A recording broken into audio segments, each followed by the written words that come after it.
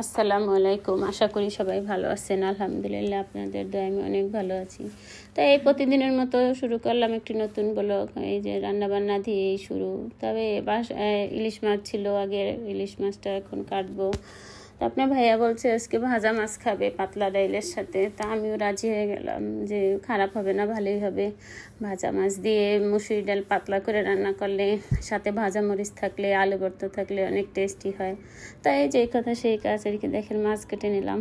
মাছটা কাটবো, কাটার পরে ধুয়ে টুয়ে একদম মশলা টশলা মাইখা রেখে দেবো। দেখেন মাছটা ছোটো সাইজ হলো, কিন্তু মাছটা ঘেরান, আমি কাটার সময় দেখতেছি মাছটা অনেক ঘেরান আসতেছে। মাছটা ভালো, এর আগেও খাইছি একই সাথের মাছ, সবগুলো মাছই ভালো হয়েছে। মাছটা কাটার পর দেখেন মাছের শরীরে রক্ত আছে। যখন মাছটা টাটকা ছিল তখন কাটলে আর কি আরও টাটকা রক্ত দেখা যেত। যে মাছের শরীরে রক্ত থাকে বেশি, ইলিশ মাছ ওইগুলো টাটকা হয় ভালো আর কি মাছ। তো এই ডালটাও ধুয়ে নিয়েছি পাশে। এখন পেঁয়াজ কাঁচামরিচ কেটে নিতেছি। এগুলো কাটা হলে আমি রান্না বসাই দেবো। তাই আমি আবার ডালটা কীভাবে বসাই আজকে দেখবেন সবাই। এভাবে ডাল বসাইলে ডালটা তাড়াতাড়ি রান্না করা হয়ে যায়।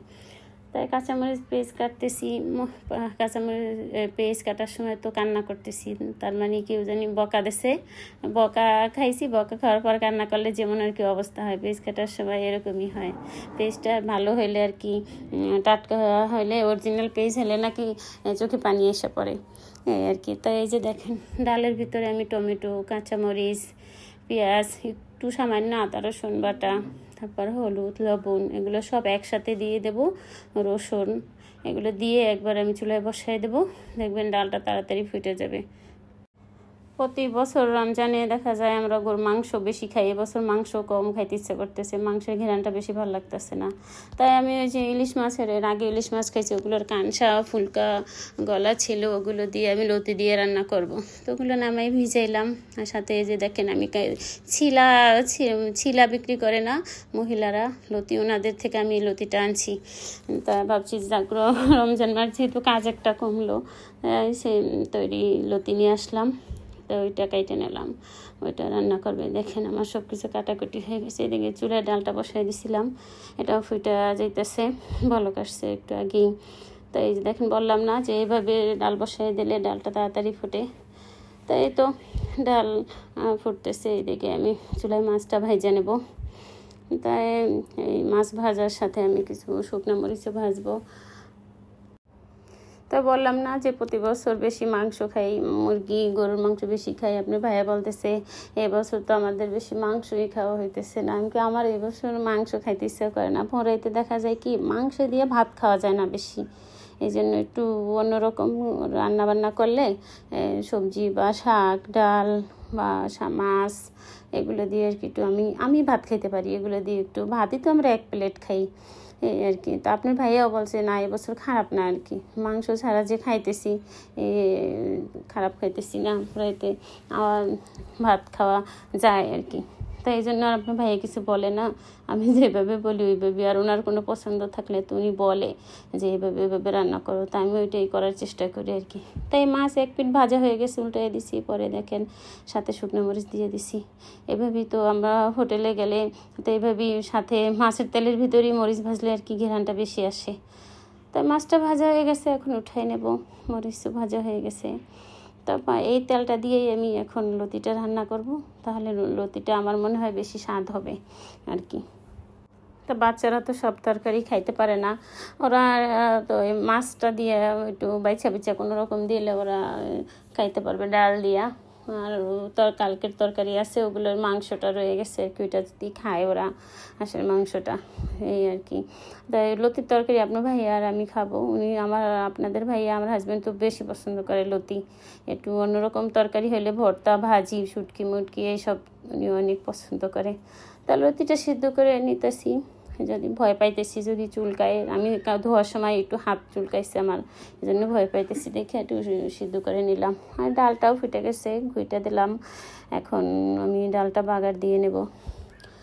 তা ডাল বাগার দেওয়ার সময় একটা জিনিস খেয়াল রাখি কি, রসুনটা যাতে একটু বেশি হয়। রসুন পেঁয়াজ বেশি হলে ডালের বাগারে ডালের টেস্ট বেশি লাগে। ভালো লাগে আর কি। আর যাইতে যাইতে যাইতে যাইতে যদি বাগারের এটা পেঁয়াজ রসুনটা একটু করা যায় তাহলে ডালের বাগার দিলে মজা হয় ডাল।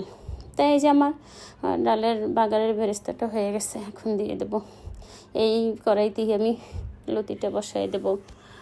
তাই আর কি, এরপর তো আবার ইফতারের, তবে ইফতারে আমি আজকে বেশি ঝামেলা করব না, দেখতেই পাবেন কি করতেছি। আপনার ভাইয়াকে একটা শর্টকাট ব্যবস্থা দিয়ে দিছি যে আজকে ইফতারি বানাবো না, মেয়েকে পড়াইতে গেছিলাম, ওখান থেকে আসতে আসতে লেট হয়ে গেছে, তাই আর ইফতারি বানানোর সময় নেই। তাই এই যে লতিটা বসানোর জন্য আমার পেঁয়াজ হয়ে গেছে। এখন আমি আগের মতনই আর কি, এটা তো আমি মাঝে মাঝেই করি, হলুদ মরিচ লবণ একসাথে পানিতে গুলাইয়ে আমি পেঁয়াজ বেরেস্তার ভিতরে দিয়ে দিই, তাই আমার হয়ে যায় একটু শর্টকাটে, আর ভালোই হয়, বাটা মশলার মতন হয় আর কি। তাই লতি আর মাছ কষাই নিতেছি, কষানো হলে আমি একটু পানি দিয়ে দেবো, তাই লতি হয়ে যাবে। তা কষানো হয়ে গেছে, দেখেন লতির কালারটা খুব সুন্দর, ঘেরান আসতেছে অনেক, তেলটা একটু বেশি তো ভাজা মাছের তেলটা, এই জন্য আরও ঘেরান বেরোইতেছে বেশি আর কি।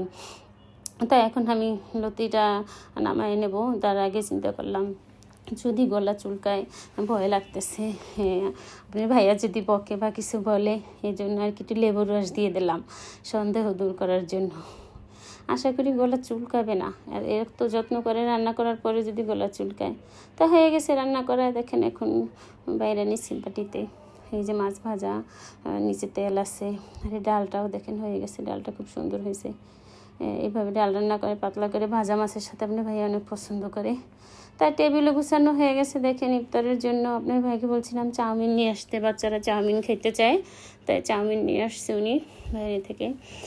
এই যে দেখেন এখন কিছু সামান্য ফল টল কেটে নিছি, সাথে অন্থন আছে, তারপর শরবত, এগুলি আর কি খাবে, এগুলি হয়ে যাবে আজকে। যদি এরপর সন্ধ্যার পরে কেউ ভাত খায়, ভাত খাবে ভাজা মাছ দিয়ে, ডাল দিয়ে। তাই মেয়ে চিকেনও ভাজছে কিছু, ইফতারি খাওয়া শেষের মোটামুটি শেষের দিকে আর কি। যাক, সবাই মিলে খাওয়া দাওয়া শেষ করে এখন যার যার নামাজে শেষে যাব। ভালো থাকবেন সবাই।